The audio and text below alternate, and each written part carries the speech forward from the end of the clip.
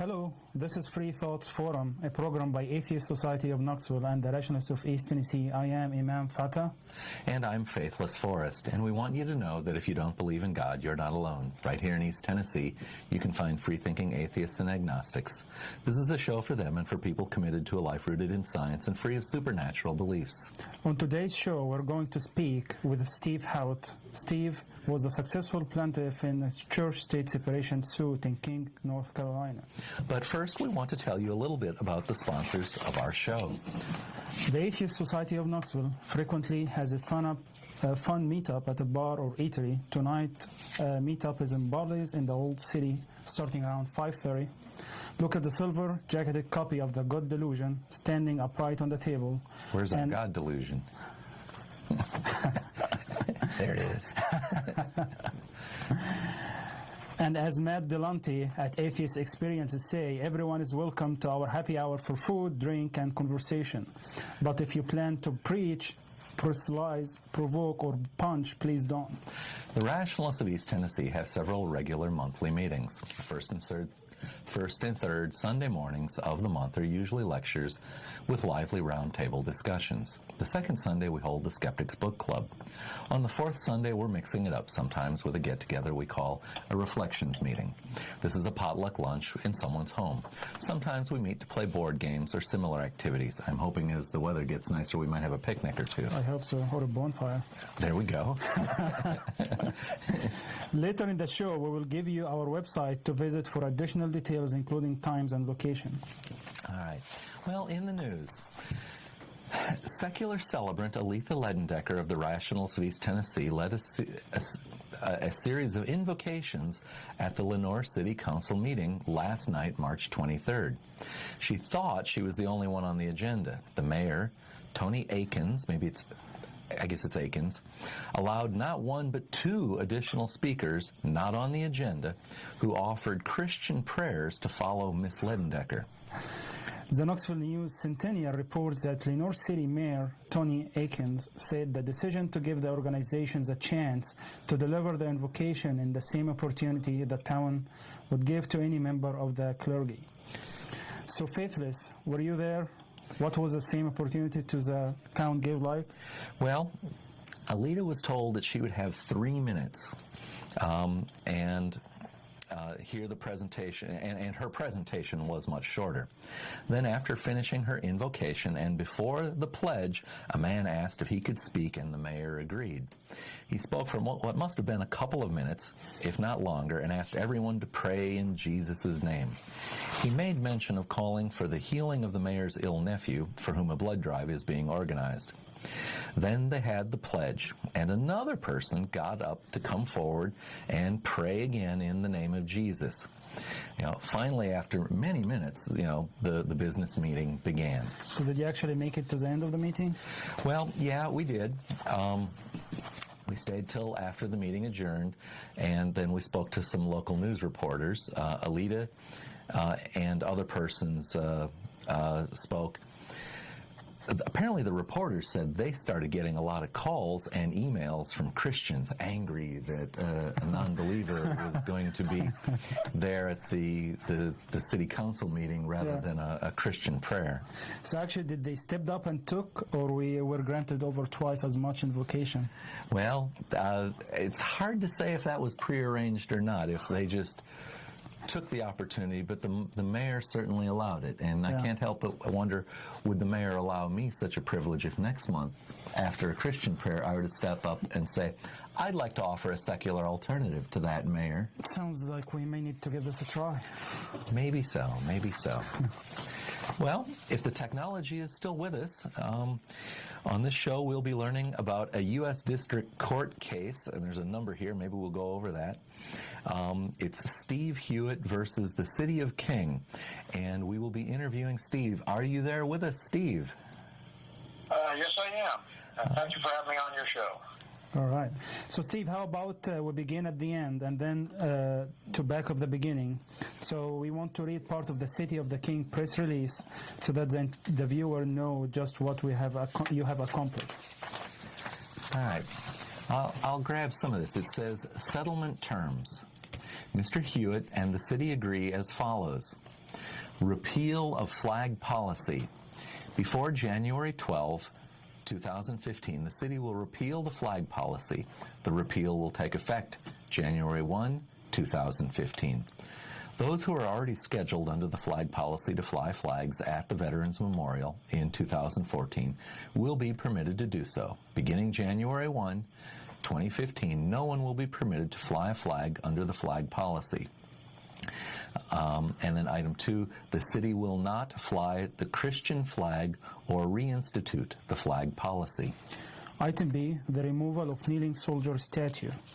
The city will, within 5 business days of this agreement, taking effect, remove the kneeling soldier statue from the ground of Central Park. 2, the city will not display the kneeling soldier statue in the future. And then Part C, costs and attorney fees.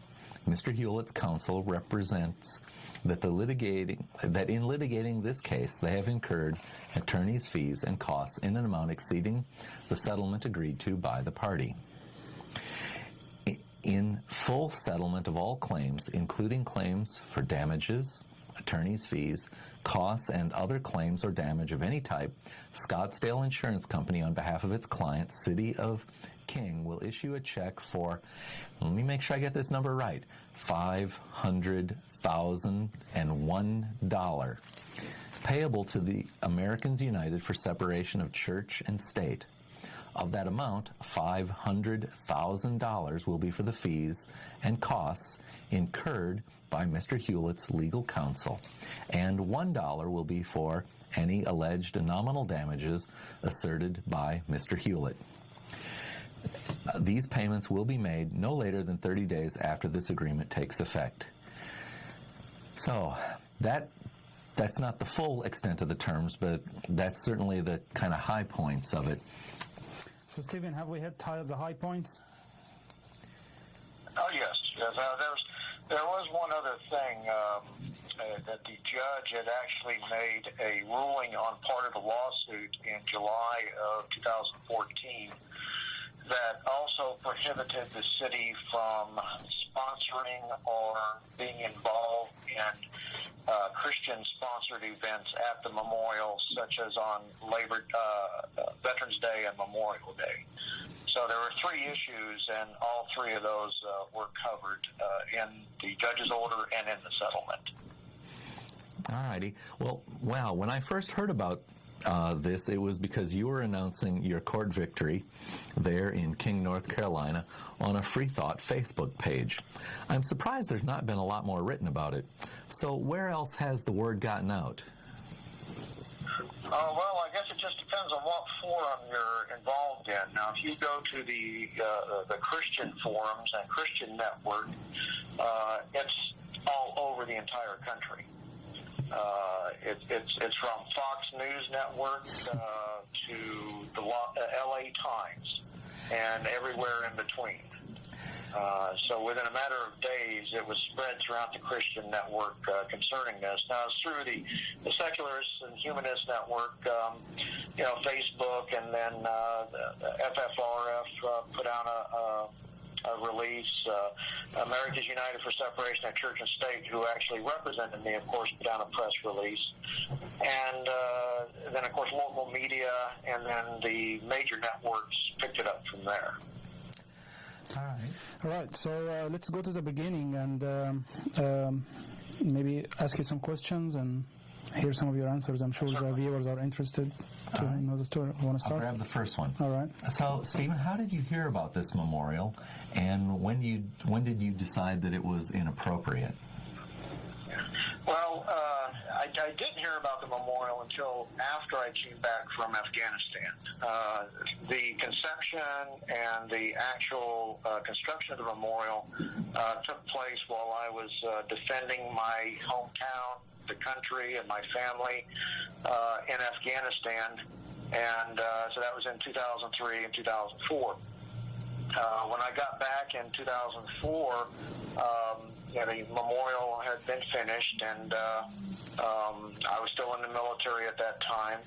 And I started going to the memorial events, the Veterans Day, 9/11, and Memorial Day. And we started to notice that there was a well, actually didn't start to notice, I noticed that there is a theme that was clearly present at all these services, and that was Christianity was being pushed. And so you have on the memorial a Christian flag, and that flag is a white with a blue corner with a red cross in the middle of it. That represents the Protestant Christian faith. That doesn't represent all of them, but the majority of them it does. And also at the memorial, they had placed a kneeling soldier, but that kneeling soldier was kneeling before a cross, a Christian cross. And at the events, they also had singers, they had prayers, the mayor would pray and pray in Jesus' name, such as this, the Lenore the Lenore City Council meeting you were just talking about, is that Christianity was pushed, especially Jesus Christ was pushed. At one particular event, our 9/11 event, we had a singer who sang a song, "I'm an American Christian." And all I thought was, well, I served with a multitude of other religions, not just Christian soldiers. I served with Buddhists and Sikhs and Hindus and atheists and Muslims. And at this event, there was actually a lady there who was Muslim. She was wearing her scarf, and she was there to commemorate her father at the memorial. They were laying a tile in his memory. And so this theme persisted throughout the years at every service, and I finally got to the point, this doesn't represent me, it doesn't represent other veterans. This is a public memorial paid for by public funds and some private funds, but on public property. We don't push religion at these events or at these memorials. Religion is an individual thing. You know, when you were at memorials, especially veterans memorials, we honor service and sacrifice of our veterans. We don't honor their religion. So you feel from that point. In a sense, sorry, go ahead. We've talked over one another. So in a sense, you know, this was going on before you got there, and as time went on, you felt you could tolerate it less and less. Did I get it right? That's pretty much correct, yes. All right. We've had the photos up of the memorial and the kneeling soldiers, but could we hear you describe it in your words? Well, the memorial is a very beautiful memorial. It is probably one of the best ones that I have seen any small town construct to commemorate the soldiers, past, present, and even future soldiers. And it displays a multitude of flags. The American flag, of course, is at the top. The next tear down, at the time that the Christian flag was flying full time, the next tear down was the Christian flag and an American Legion flag, a POW flag, and some other military organizations. And then the last tier was the 5 branches of the military service. And but the Christian flag was the only religious flag that was flying on the memorial at that time. And no others were allowed. And of course, the Christian faith was presented at the memorial at all times. When you say of flying that flag. When you say no others were allowed, by whom? You know, if someone said, "Hey, I'd like something with a Star of David on it," or something like that. I don't know that there is such a flag, but I'm making this up as I go. Let's say if it's yeah.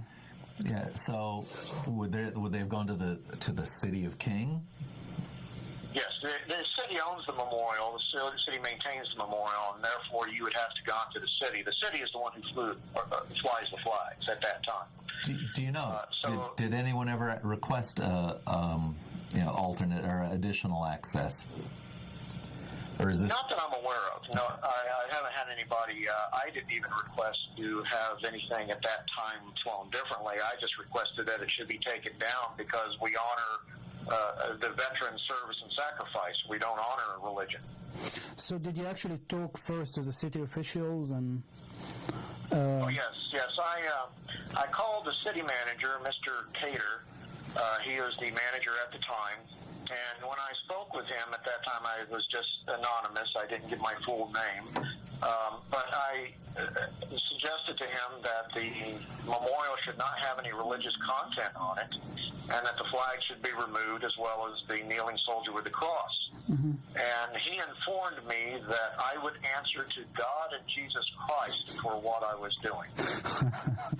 And that certainly ignited the events that happened afterwards, my official complaints with the city, and then the eventual lawsuit. Interesting. All righty. So you've made allusions to this. So we can say, are you a service person? And I guess I would say, what was your maybe service specialty? Mm-hmm. Oh, yes, I served in the, back in 1975, I joined the U.S. Army, and I was in it for several years. I got out, went into the civilian world, and I went into law enforcement for several years, and then I got back in. I went into the North Carolina National Guard in 1999, and shortly after 9/11 happened, our unit was activated to regular full-time service. So that in January 2003, we were activated, and we were then deployed to Afghanistan.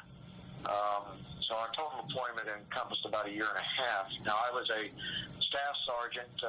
My official duties were a armament electrician on the Apache attack helicopter, and I also had worked on the Black Hawk helicopters.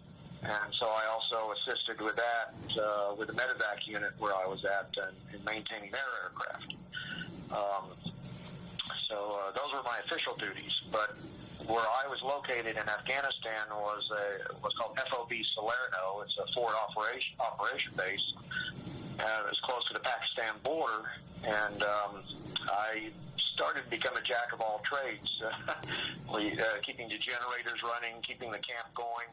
And I ended up, instead of rotating 2 weeks out, my entire tour of duty was at that camp. They wouldn't even let me leave it. But I got a Bronze Star and a Combat Action Badge for action that I saw while I was there. So I am a veteran. I'm now retired from the Department of Defense. And so that's where I'm pretty much at now. So I have a question for you. You mentioned you served with, people from many faiths. So I would like to know this from your perspective, and also from, I don't know if you ever spoke with anyone in the Army about this, but how do you feel about people trying to wrap their Christian ideas around the nations and around service people? From your perspective, and from the perspective of your colleagues in the Army? Well, the soldiers that I know, of course, many of them are Christian, mm-hmm. and many of them spoke about their faith, while we were deployed. And when we weren't deployed, when we were on our drill, or when I was in a regular Army, no one that I'm aware of really pushed it like an evangelical type Christian does, the Bible thumpers that knock on your door and that type of thing. It would come up in discussion, but nobody was forced. The only thing that we were ever forced to is whenever we had a battalion or company prayer, when the chaplain prayed, and they, okay, everybody take your hat off and bow your head. I'd take my coat off, but I certainly wouldn't bow my head. But I never got any repercussions from it. But I have heard of other soldiers that are friends of mine who have been proselytized in the military and have been demonized because they don't believe in the Christian God. They may believe in a different God or no God at all. They're atheists. So I think it just depends on what area of the country you're in, especially the United States, and what the climate. Oh, our phone connection sounds like it's breaking up. Steve, are you still hearing us clearly? Yes, I can still hear you. All right, it got better. So you were touching on, I think, the variety of the experiences service persons would have. I'm not sure I heard quite an answer. I was wondering, and that is, what was the variety of faiths within the immediate group that you served with? Would it have been predominantly Christian? Yeah, the unit I was with, yeah, they were predominantly Christian. I mean, but not exclusively? Not exclusively. I mean, there were some of us who were atheists, and some people that had Buddhist beliefs, but, they didn't come out and speak it openly. Privately, they would talk to you, but not openly. Yeah. All right. Well, I want to thank you for your service to our nation in that time. We have, there's a young man, member of the Atheist Society of Knoxville, who, when he describes his life experiences, goodness, he's not even half my age, and when he describes his life experiences to me, it makes me feel like a child compared to him. Well, definitely when you're in the military, especially when you go to combat, you see and experience things that, the people here in the States just don't understand or really can comprehend. And so it is definitely an experience. Many people, they go there young in age, and they return back very old. But not in age, but just in their mind and physically, they've aged a bit. So regarding religion, if you don't mind me asking, what do your dog tags read? They say none. They say none. And I seem to recall that it made. I'm sorry, go ahead. We talked over one another. I seem to recall that the Freedom from Religion Foundation made a big deal about it when the service started allowing, I think it was, putting the word atheist on dog tags. Maybe it was merely none. Yeah. Do you know, is the word atheist put on dog tags? It can be put on dog tags, yes it can. At the time, I don't know if I could have put them on there or not. I think they just asked you what's your religion, and I just said none, so they put none.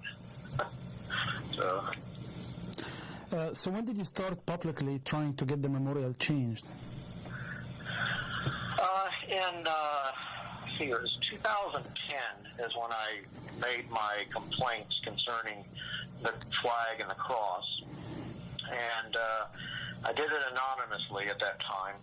And so the city had put on their schedule at the city council meeting to discuss it, and apparently one of the residents noticed that it was on the docket, and she complained about that, and then from that point on it just exploded. And I know we're constrained with time here, so I'll just really kind of give you the Reader's Digest version, is that the city residents, once they found out that the flag was going to come down, they stormed the city council meetings and demanding that it stay up. The city was advised by their attorneys that they were in violation of the law, that they were in violation of the Establishment Clause for separation of church and state. But they persisted to go forward with keeping the flag up. Then more letters were written by the ACLU, FFRF, and America's United for Separation of Church and State. And so they took the flag down. And for about 3 months, they allowed protesters to camp out at the flag while they were trying to salvage some type of ability to be able to keep it flying. And so what they did is that they initiated a limited public forum. And that limited public forum allowed people to fly a flag of a religious belief on the flagpole, but it had to be of a symbol that Arlington National Cemetery allowed on the tombstones of soldiers. So you just couldn't pick any religious symbol of your faith. You had to pick one specifically designed for Arlington. And so the ADL, which is the American Defense League, they're now called ADF, helped them design this limited policy. So what the America's United for Separation of Church and State advised me was we had to let it go for a few years and see how it went, how many flags would fly, and so forth. Meaning if there would be a good faith effort to provide a representation of the diversity of veterans. Yes. There was a drawing. You had there were ping pong balls that had 52 for 52. There were 52 weeks in the year. If your ping pong ball was drawn, it was matched with the week that was next in line. And so 52 people, you put applications in. The first time around, I think there was about 150 applications. 5 of my applications were picked. Is there a fee to do this? So, no, there's no fee. Okay. You had to provide the flag to fly, though. So for 47 weeks of the year, the Christian flag flew. 1 week, no flag flew. Another person was able to get their application was drawn. I had 4, so that meant 5 weeks in that year, no flag flew on there. No Christian flag flew. The following year, my wife and I submitted applications, and 5 of our applications were picked. I decided to fly a Buddhist flag 1 week because I do have some Buddhist beliefs. Even though I'm an atheist, I still have some Buddhist tenets that I follow. And so I flew a Buddhist flag, and that same year also was when the Army had officially allowed a Buddhist chaplain for the first time in military history to become a chaplain. So that was also in honor of him. I'm wondering if there is any Muslim flags that were flying. Well, I was going to fly one because you could fly any religious flag you wanted to for the faith of your, for it to honor your veteran that you had an application in for. However, the week that I chose to fly the Muslim flag was 9/11. And there was such an uproar and protest in the community that I withdrew that flag. Yeah. In fact, I was going to fly other religious flags also, and again, there were protests and uproar in the community. Even when I flew my Buddhist flag, there were protesters at the memorial protesting me flying my flag of choice. But at no time did anybody ever protest the Christian flag being flown.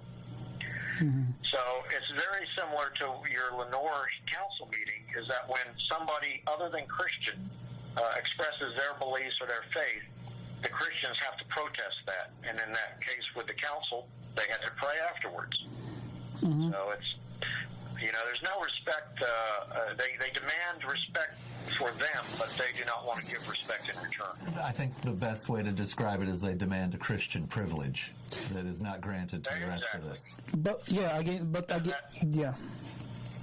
That's. Oh, sorry, we talk about each other. I'm sorry, so I'll continue on just real quickly with the lawsuit. So in November of 2012, after 2 years of the flags being flown, and the dominance of the Christian flag being flown, that it showed that it was really just a sham limited public forum. In fact, I wanted to fly a Popal flag because my wife is Catholic, her dad is a World War II vet, and he's Catholic. And they refused us the ability to fly that flag.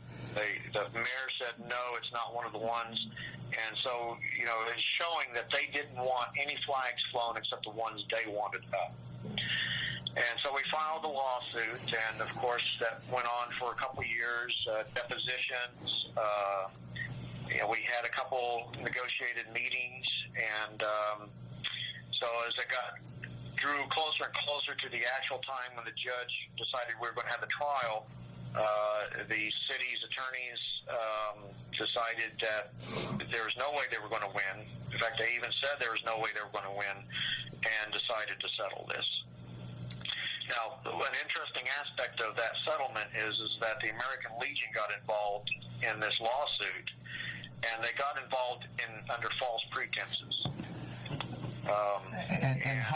What are the nature of these false pretenses?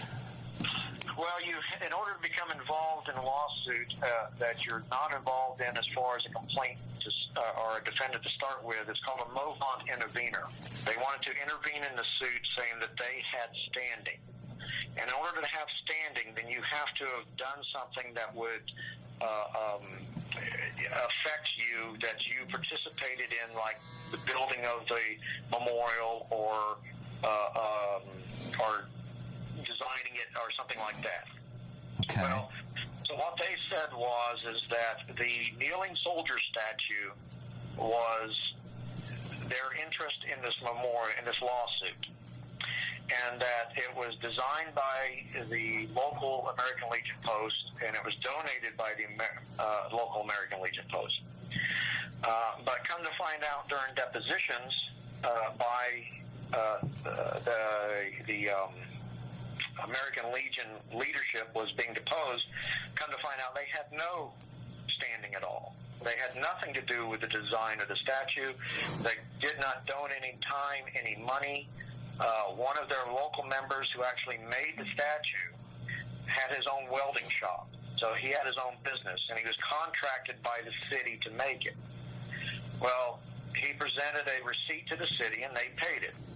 2 years later, he presented another receipt made out to a different entity and said that this shows that the American Legion was part of this silhouette statue that was made. But they made it out to what's called the Stokes County Arts Council, who denies any knowledge of it at all. So to come to find out that they basically lied to become part of this lawsuit. And that's coming out now. We're doing a documentary on that. It's going to be in a book that I want to write, and it'll show just to the extent that the American Legion will go to lie to become part of these cross lawsuits throughout the country, because they want to keep the Christian cross on a veterans memorial. But their charter says that they're not a religious organization, but yet they certainly express it. All right. Well, my goodness, I'm surprised they would do something like that in a court of law, where people are sworn under oath and penalties for perjury can happen. Exactly. These affidavits were done under the threat of perjury, and the affidavits will show that because in their deposition, John Holland, who is I think he was the deputy commander for the Post, in his deposition recanted his affidavit. All right. Well, that sounds interesting. I think we're going to need to make our mid-program break, and maybe we'll come back and pick that up. So, Imam, if you can help me find our break stuff here, I'll grab host 1. In case you're just tuning in, this is Freethought Forum, a program by the Atheist Society of Knoxville and the Rationalists of East Tennessee. Freethought Forum is funded jointly by them and by individual contributions. Shows are live most Tuesdays from 5 to 6 p.m. Eastern Time on Knoxville Community Access Television, Channel 12 or Channel 194, depending upon your local cable network. Tell your out-of-town friends to see us streaming online at ctvknox.org. This is a call-in show, and we're live today, and viewers can call in now to the number on the screen. There's a short comment or question. Call in now while we go to an informative break. And play the video. If you live in or around the Knoxville area and are questioning your religious beliefs or simply believe in one less God than everyone else, well, you're not alone. The Atheist Society of Knoxville is a fun and friendly group of people just like you that meets twice a week at a bar or restaurant. We meet every Tuesday night following the show at Barley's Tap Room and Pizzeria for happy hour. You'll find our group either inside or on the patio. Look for Richard Dawkins' silver-jacketed book, The God Delusion, standing upright on the table. On Fridays, we meet at Agave Azul or the Beard and Beer Market. But if you plan to preach, proselytize, provoke, or punch, please don't. We all question what we believe at one point in our lives. If this is the time for you, come join us for food, drink, conversation, and fun. Do you find stories of talking snakes laughable? Do you prefer the scientific method over supernatural beliefs? Are you concerned about religious leaders and organizations imposing their values and rules on your body, your family, and the rest of our society? Well, take comfort in the fact that you're not alone. The Rationalists of East Tennessee meets weekly for fellowship and provides a forum for people who support skeptical thinking and rational discussion of these and other issues. To find out more information or to find out about our next meeting, visit us on the web at www.rationalist.org. If you live in... Okay, and we're back. The Atheist Society of Knoxville, or ASK, meets 2 times a week. We have evening meetups for fun, food, drink, and conversation. ASK's purpose is to supply a venue for community, camaraderie, and outreach to atheists, agnostics, freethinkers, and other like-minded persons in the East Tennessee area. Our Tuesday meeting is going on right now at Barley's Taproom and Pizzeria in Knoxville's Old City. The Rationalist of East Tennessee has Sunday activities involving lively presentation and discussions on subjects topical and timeless. Once a month, we get together for a book club. The title of the April book is Troublesome Inheritance, Genes, Race, and Human History by Nicholas Wade. Sunday, April 12th, 2 p.m. The public is invited to participate. You need not have read the book to attend, but of course it helps if you read. Visit rationalist.org to find the rest of the calendar of books and join us on the new location, Books-A-Million, 8513 Kingston Pike, Knoxville, Tennessee, every second Sunday at 2 p.m. Both the Atheist Society of Knoxville and the Rationalists of East Tennessee help provide a social outlet where you'll find that if you don't believe in Zeus or follow Zoroaster or say yuck to Yahweh, you are not alone. All right. Well, we're talking today with Steve. Am I mangling your last name? Is it Hewett? Steve? Hewett, that's correct. All right. We're talking with Steve Hewett. And just before we left, we were talking about what sounded like deliberate attempts to deceive. That would be perjury on the part of the American Legion. So how did that play out? Well, what happened is that the judge, we had submitted, our attorneys from my side had submitted that we remove the American Legion from the lawsuit. But apparently the magistrate still allowed them to stay within the lawsuit, but they could not interfere with any settlement between myself and the city. And so they were basically muted, if I want to put it that way. They were allowed to stay in, but they couldn't interfere. And at the end of it, I do believe that they really did not want the lawsuit to go forward to a trial, because if we went to trial and I was successful as the plaintiff, it would have set precedents in other cases that they were involved in throughout the country. So that's why they were really involved in my case, and it was a very well-documented case, and it was one where the city was not going to win at all because of the evidence that we had, video evidence, recorded evidence, and written evidence of the city's Christian privilege, we'll put it that way, of how they wanted to force Christianity upon the population. So this action has obviously made you more well-known. I guess we could say it's brought you into an unwelcome spotlight. What's happened like that? Well, when this first started and there were protests in the city, a church called Calvary Baptist Church, run by Reverend Broyhill, organized a march through town of roughly 4,000 to 5,000 people waving Christian flags, and they had a rally at the memorial where Dr. Gibbs III of the Southern Law Institute, if I'm not mistaken, Dr. Gibbs announced to the crowd that they should encourage me to leave town. And that's in a video by a gentleman named Scott Burdick. If you go on YouTube and type in God We Trust, and Scott Burdick is the author of the video, you'll see this rally and you'll see these comments. Well, a few days later after this rally, I was assaulted by a neighbor who demanded to know if I was a Christian or not. I had to get a restraining order on him. I filed charges, went to court on him. Had death threats, of course. People right now are commenting on the internet, how come I'm still alive? Why isn't somebody killed me yet? And let's remind the viewers here, you are a serviceman who defended our nation in Iraq. In Afghanistan, right? My goodness. That is correct. So, and I defend these people's right of freedom of speech to be able to say what they want to say too. So even if it is some of it defamatory or threatening, but these are really good Christians now that make these comments. So I feel their love. Yes, watch out for Christian love. Christian love, yes. All right, my goodness. So I interrupted you. So, a Baptist minister led what amounted to a parade against you. Yeah. In fact, if you look at the video, and if you change all those Christian flags to, let's say, Nazi flags, you would think that you were at a Nazi rally during World War II. Wow. So can we know what was the number of people there? Like, well, they estimated around 4,000 to 5,000. Oh. So, but they had to bus people in from all over the state, all over several other states. Yeah.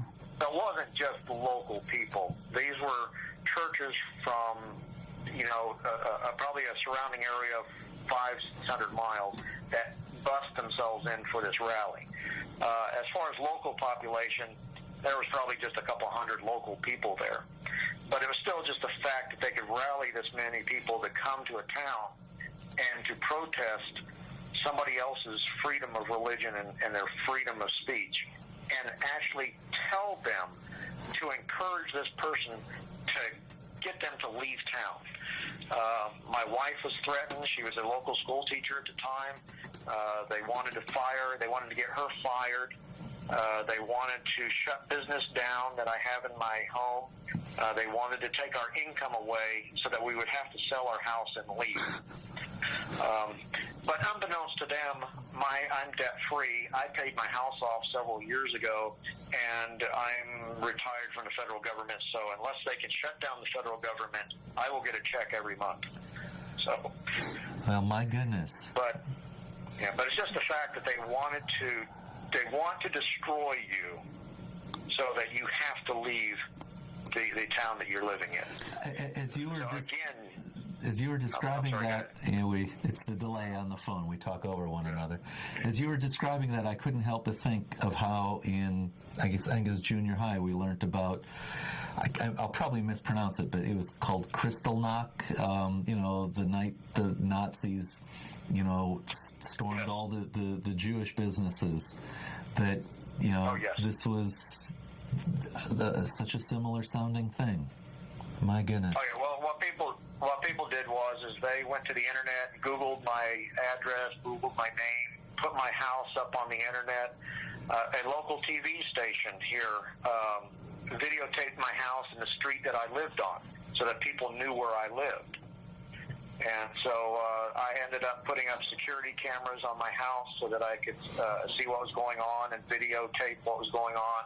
I have video recordings in my vehicle, so when I'm driving, if somebody does something, I've got video evidence.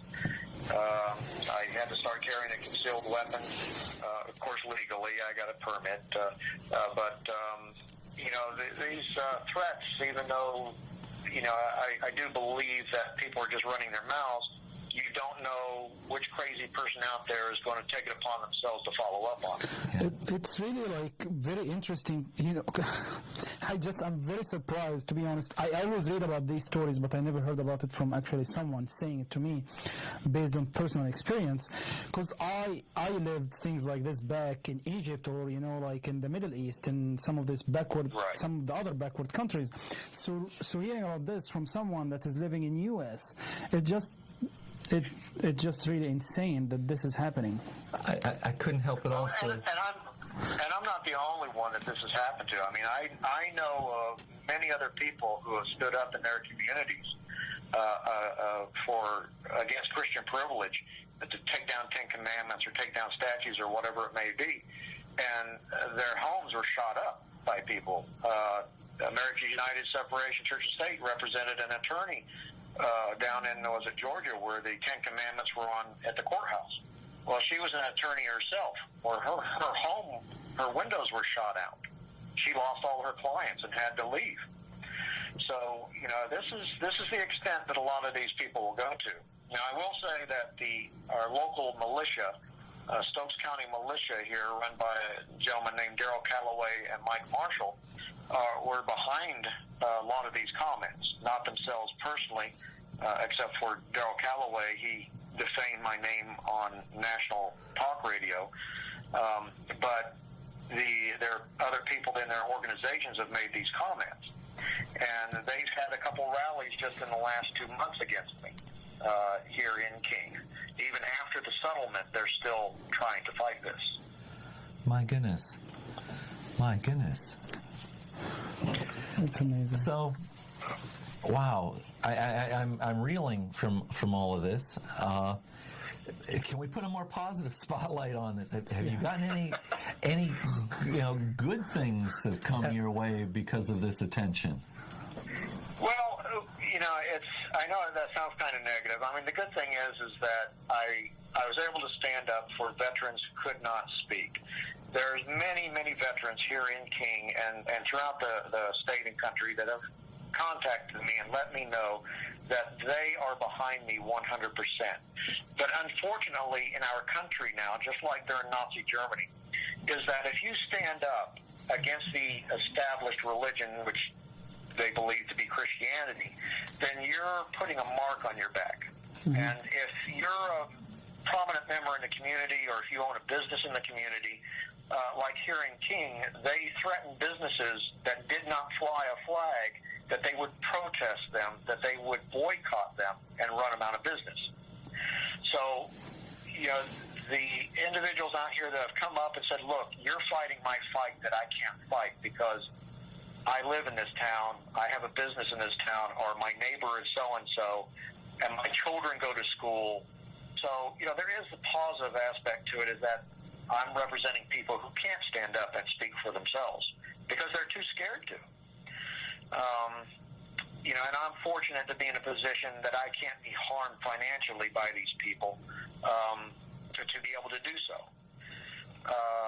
And there have been a lot of people, actually, who, one particular lady, and I'm not going to mention her name because she would be targeted in King here, who protests me at the memorial, at the city hall meetings. Now she's one of my best friends, and she understands and agrees with me. So, and many other people the same way have changed their minds and their thoughts about how these people have acted towards me and comments that have been made, and understand that this wasn't about really religion. This is about honoring veterans at a memorial. We honor all veterans.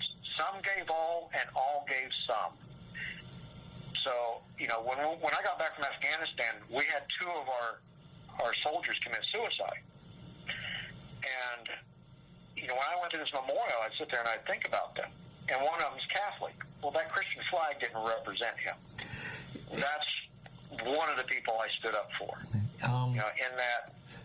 Steve, you were mentioning that Christian flag. So the one with the red cross, that strikes me as... Yes. As something, I think I've seen that in like Scandinavian countries where they'll put a cross, up in the corner. What does the papal flag look like that you spoke of? Well, papal flag is a yellow and white flag, half yellow, half white, and it has the papal seal. Okay, I'm not familiar with that. All right. After the show, I'll try and remember to follow up. We'll Google that, yeah. Yeah. I try to pride myself on being knowledgeable about the nuances of religion and didn't realize there would be flags to learn about as well. But there's always more. Yeah. Well, a lot of people didn't know there was a Christian flag either, so. Yeah. Well, I had read about how the British flag is actually a composition of 2 Christian symbols. I would think that they predate the split between Catholicism and Protestantism. The horizontal and vertical cross is called the Cross of St. George, and then the 2 diagonals are called the Cross of St. Andrews, and that represents the United Kingdom of, I may get this wrong, viewers correct me, of the British and the Scots. Yeah, there you go. You got the Scots. I was going to say, you better put the Scots in there. Yeah. My mom's from England. So. All right. and when it comes to talking about the British part, I never know what's the right word because, of course, I think it might well be that the British group wants to stamp their name on everything else, and that there's some history there that would be maybe a little bit of a parallel of this, where people want to claim, oh, well, it's a Christian nation, and then when it gets right down to it, they mean, oh, it's a Protestant nation. Oh, and it's our particular brand of Protestantism. You know, do it our way. Yeah, well, you don't want to go there, because then you're going to get into the constitutional revisionists here in the United States about God and country and England and so forth. So I want to go back to one of the points that you mentioned, that you said like some people that were protesting against you actually turned out to be on your side, and they became best friends, correct? That's correct, yes. So it seems that some of these people are actually under delusion, or they are getting the wrong message from these organizations. So how can we send the right message to these people? How can we get them to actually open up and understand that there's other people around, from your perspective? Well, that's a very good question. And, of course, dialogue is probably the best answer to that, is opening some kind of dialogue. Like here in Winston-Salem, they have a monthly faith council that meets. They invite churches in the area. I just attended it last week, and I was the only atheist there. But everybody we had the Muslims there, we had Christians there, we had different varieties of Christian denominations. And it's opening up a dialogue to be able to say, look, we're people. You know, we live in a country, and I think the key is that we live in the United States, and in the United States, everybody is free to worship and believe or not believe. And that's the key to our country, is making sure that people understand that it's not just a Christian nation. It's not a Christian nation. We're e pluribus union. Out of many come one. And so, you know, that's going to be the key thing, because otherwise, it's like in myself, you're vilified, you're demonized. You know, they try to make you less than a person. Once they start seeing you as a person and understanding your point of view is, I'm not forcing my religion on you or my beliefs on you. This is just how I believe, that where your beliefs start, where your beliefs stop, mine begin, and vice versa. But the main thing is just understanding that in the public sector, that's a neutral area. And it's not violating anybody's Christian rights, because you don't have any Christian rights to force your religion on somebody. So I think there's a kind of that dialogue. I think there's a kind of way to say this that I hope is persuasive, and that is that no religion or church organization should have the right to commandeer the common property of the nation for their purposes.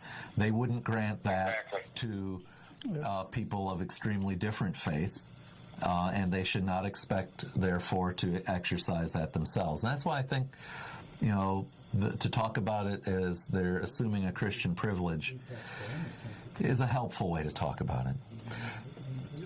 Steve, we got about 5 minutes left. Sounds like we may be getting a caller out there. I hear the call screener. Do you have any messages, though, that you might want to leave for viewers who might find themselves in a similar situation? Well, I was asked, would I do this all, knowing what's happened with me, and would I do it all over again? And the answer is yes. I would stand up for myself. I would stand up for my beliefs, because that's the country I live in. I have that right to do that. But I do think that anybody who is going to take on something to the extent that I did really has to make sure that they are financially able to withstand any type of consequences that may happen with their job, with their income. You also have to think about your family, your children, if they go to school. So you're going to be attacked, and you're going to be not only attacked financially, but your character will be attacked. And in some cases, in my case, I was physically attacked by a neighbor. So you have to weigh all that out and decide, is it worth it? Now, one good thing, and I will say this that the public should be aware of, that the FFRF, Freedom from Religion Foundation, Americans United for Separation of Church and State, ACLU, American Atheists, American Humanists, any of these organizations will represent you anonymously. You can contact them, and they will write letters anonymously where your name is never known. So you have to weigh all that out to determine if you want your name known or if you don't, but you can still,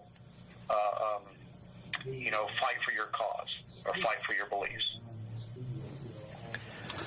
All righty. Well, wow. It's quite a story. We've got about 3 minutes left. Guess I could ask, you may have touched on it, you've gone to some kind of, like it sounded like, interdenominational faith group. Are there any non-belief groups near you? Oh, yes. In fact, one that I became involved in is called FACT. It's a Forsyth Area Critical Thinkers. Also, Triangle Freethought, who is an organization in Raleigh. I'm members of both groups, and both groups are secular humanist groups. And they, when I found them about a year later, it took off a lot of burden because I thought I was doing this alone, but there was a lot of support out there, and that's a good point. I suggest people that are going to take on a cause like I did is find local support, just like you have there in Knoxville with your groups. We are everywhere in the country. Go on the internet, go on Facebook, go on the meetup pages. You'll find people of like thinking, and you'll get that support that you need. Well, that's great. Sometimes we get callers here who will ask, why are you guys doing this? All you do is come here and complain. And we have to explain that we have to make ourselves visible so that people who feel all alone realize that they aren't. And my response to them is, why do you have to force your religion on others? Yeah. That's why we have to stand up and complain. If you want to call it a complaint, I call it standing up for your rights, just like everyone else. Well, we thank you for that, Steve, and great story. We're coming down near to the end of the program. We've got a little bit less than 2 minutes left, so it's time to start wrapping things up. Get out a pen and paper. Well, if I could, we'll give you the last word. We'll give you the last word. Let us run through this. We'll let you close out. Get out your pen and paper. It's been a Freethought. This has been Freethought Forum, a program by the Atheist Society of Knoxville and the Rationalists of East Tennessee. I'm Faithless Forrest. And I'm Imam Fatah. Please send us feedback. Leave voicemail at 865-272-9060 or email us at freethoughtsforum@yahoo.com. You can see this show on Tuesdays from 5 to 6 p.m. Eastern Time on this Knoxville station and at, I believe, 2100 Greenwich Mean Time at ctvknox.org. We would like to thank our viewers and send our thanks to Sam and Jonas for technical support to the staff of CTV Knoxville and to all our callers. Nuns, those who identify as no religion, are the fastest growing group in America. Right here in East Tennessee, the Atheist Society of Knoxville and the Rationalists of East Tennessee are places where you can find fellowship and fun. You are not alone.